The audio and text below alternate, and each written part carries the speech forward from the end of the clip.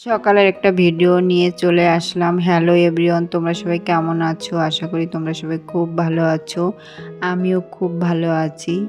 ঘুম থেকে উঠেই চোখে মুখে জল দিয়ে ঠাকুর ঘরে গিয়েছিলাম। ঠাকুরকে প্রণাম করে এখন শরীরে একদমই সায় দিচ্ছে না, কাজ করতে খুবই ক্লান্ত লাগছে। কারণ ছোট মেয়েটার শরীর খারাপ ছিল, রাত্রে ঘুমাতে পারিনি, ঠান্ডা লেগেছে। এখন ঘরটা আমি ঝাড় দিয়ে নিচ্ছি, কিন্তু কিচ্ছু করার নেই, কাজ তো করতেই হবে। এরপর আবার বাচ্চাদের খিদে পেয়ে যাবে, রান্না করে নিতে হবে তাড়াহুড়ো করে। গতকাল রাত্রে কিছুই করতে পারিনি, কারণ মেয়েটার শরীর খারাপ ছিল, খুবই বিরক্ত করছিল। তাই ওদেরকে খাইয়ে আমি খেয়ে শুয়ে পড়েছিলাম। ঘরে ছড়ানো ছিটানো ছিল অনেক কিছু, কিচেনটাও নোংরা হয়েছিল।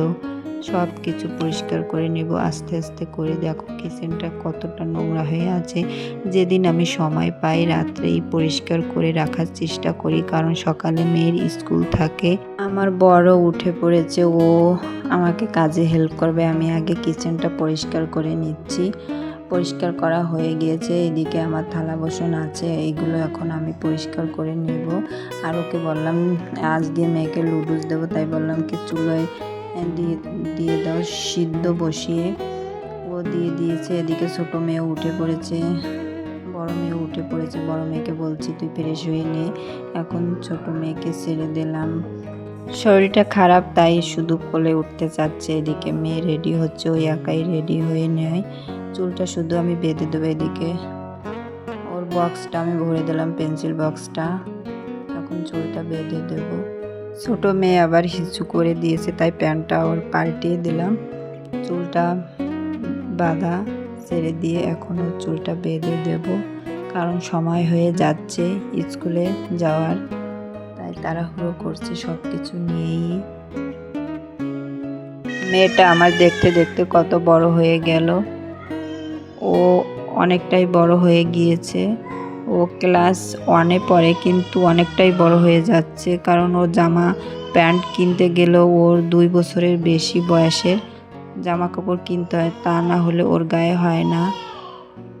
এইদিকে আমার ওকে রেডি করানো হয়ে গিয়েছে। দেখো ছোট মেয়ে এখন ওই টিফিন বক্সটা নেবে দেখে খুব করছে, জোর করছে। ছোট মেয়ে কোলে উঠবে দেখে কিভাবে ঝুলে আছে দেখো। এদিকে ওর চুলটা আমি আগে একবার বেঁধে দিয়েছি, কিন্তু চুলটা আবার নষ্ট করে দিয়েছে। এখন আবার বেঁধে দিতে হলো। এই বাচ্চাদের নিয়ে আর পারি না, কিন্তু কিচ্ছু করার নেই, এগুলো করতেই হবে। আবার চুলটা সুন্দর করে আবার বেঁধে দিলাম, কারণ এই গরমের ভিতর আবার নিচে একটা জামার নিচে আবার একটা মোটা একটা গেঞ্জি পরেছে। আমি বলছি কি এটা খুলে যা, সেজন্য সেটি আবার খুলেছে, এজন্য চুলটা নষ্ট হয়ে গিয়েছে। এজন্য আবার বেঁধে দিলাম। ও আবার খেয়ে দেখছে যে লুডুসটা কেমন হয়েছে। এমনিতে ওর বাবা খুব সুন্দর করে রান্না করে। কারণ কি বলতো, ওর বাবার আবার অভ্যাস আছে, মাকে অনেক কাজেই হেল্প করেছে, সে থেকেই অভ্যাস রান্না বান্না। আমি রান্না করলেও রান্নার কাছে গিয়ে আগে বসে থাকতো। এখনও মাংস ভালো কিছু হলে পরে ওই রান্না করে। এখন মেয়ে চলে যাবে, কারণ সময় হয়ে গিয়েছে। এখন ও ঠাকুরকে প্রণাম করবে। দেখো এখন ছোট মেয়ে কী করছে, ওকে আদর করছে। আমি বলছি ওর ঠান্ডা লেগেছে, নাকে সর্দি, কিন্তু আদর তো করবেই। দেখো কীভাবে আদর করছে। ওইদিকে আবার মেজো মেয়ে উঠে পড়েছে, তাই ওর কাছে আবার গেলাম, একটু আদর করলাম। কারণ ঘুম থেকে উঠে সবাই আমাকেই চায় যে মার একটু আদর খাবো, তাই প্রত্যেকটাই। বড় মেয়েও ঘুম থেকে উঠে আগে আমাকে আসে, এসে জড়িয়ে ধরবে, তারপরে যা খুশি তাই করবে। সকালের যে লুডুসটা রান্না করছিলাম সেটি মেজো মেয়েকেও দিয়েছি, কারণ সকালে বড় মেয়েকে যে খাবারটা রান্না করে দিই সেটি মেজো মেয়েকেও দেই খেতে। ও সকালে ঘুম থেকে উঠে সেটি আগে খেয়ে নেয়। বড় রেডি হয়ে গিয়েছে, এখন চলে যাবে ওকে রাখতে স্কুলে। দেখো ছোট মেয়ে কীভাবে দৌড়াচ্ছে ওদের পিছন পিছন। এখন বোনকে আবার আদর করছে, আর বরকে বলছি বাজার থেকে কিছু সবজি আনতে।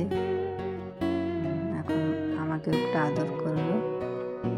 আর ছোটো মেয়ে দেখো কীভাবে উঠে যাচ্ছে সিঁড়ি বেয়ে। ওর অভ্যাস আছে, ও পড়ে না, ঠিক আছে, খুবই ট্যালেন্ট। দেখো কীভাবে উঠছে আর আমার দিক তাকাচ্ছে যে মা কিছু বলে কি না। আমি ওইদিকে কথা বলছি, বর আবার আসলো ঘরে, কারণ আমি বলেছি সবজি আনতে, টাকা নেওয়া হয়নি, সেটি আবার নিতে আসলো। দেখো কীভাবে বসে আছে, আমার তো খুবই ভয় লাগছে। তারপর গিয়ে আমি ওকে নিয়ে আসলাম কোলে করে। আজকের এই ভিডিওটা এখানেই শেষ করব। সবাই খুব ভালো থেকো, আবার দেখা হবে অন্য